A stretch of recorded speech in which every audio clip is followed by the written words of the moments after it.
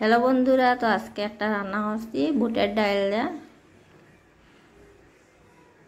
আপনাদের সাথে শেয়ার করছি। তো চলুন দেখি কীরকম রান্নাটা করলাম। প্রথমে ডালগুলো বাটিয়ে আনিমু। এটা মিক্সিতে করলে হবে না, একটু জল জল হয়ে যায়, না একটু টাইট হলে জিনিসটা ভালো হয়। এই জন্য পাটার মধ্যে বাটিয়ে আনিছি। হলুদ লবণ দেওয়া প্রথমে মিক্স করে দিয়ে মাখায় আনিমু। একটা ডো টাইপের মতো বানায় ফুটা গরম জলের মধ্যে দেওয়া দেবো।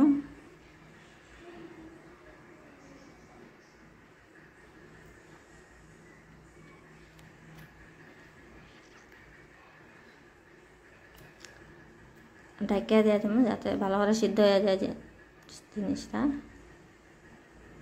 যখন হয়ে গেছে এটা নামাই নেব। আর এই জলগুলো ফালামো না, এগুলো পরে ইউজ করুম সব জলের মধ্যে। যখন সুন্দর সিদ্ধ হয়ে গেছে পিস পিস করে নিয়েছি।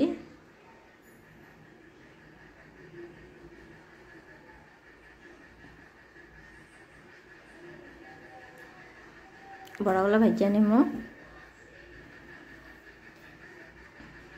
খুবই ভালো লাগে খাইতে, আপনারা একবার ট্রাই করবেন। তো বড়াগুলো ভাজা হয়ে গেছে, ফোড়নে দিয়ে দেবো গোটা জিরা, তেজপাতা। আর এখানে মশলা নিয়েছি টমেটো, আদাটা। এখানে আদা, কাঁচা লঙ্কা বাটা, হলুদ গুঁড়া, লঙ্কা গুঁড়া, জিরা গুঁড়া, ধনিয়া গুঁড়া সবগুলো একসঙ্গে দিয়ে দিচ্ছি তেলের মধ্যে। সামান্য একটু জল দিয়ে দেবো যাতে মশলাগুলো জ্বলে না। মশলাগুলো 1 মিনিটের মতো ভাজা নেব।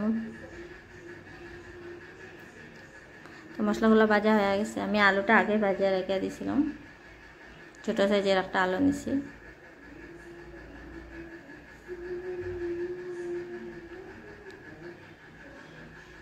আমার এটা ভাজা হয়ে গেছে আলুটা। এই যে জলটা আমি ফালামো না হয়েছে, যে এই জলটা দিয়ে দিছি। জিনিসটা খুব সুন্দর গ্রেভি হয় এটা দিয়ে দিলে। তো ফুটিয়ে গেছে, দিয়ে দিছি বড়াগুলা। তো তখন হয়ে গেছে, দিয়ে দেবো সামান্য একটু গরম মশলা গুঁড়া,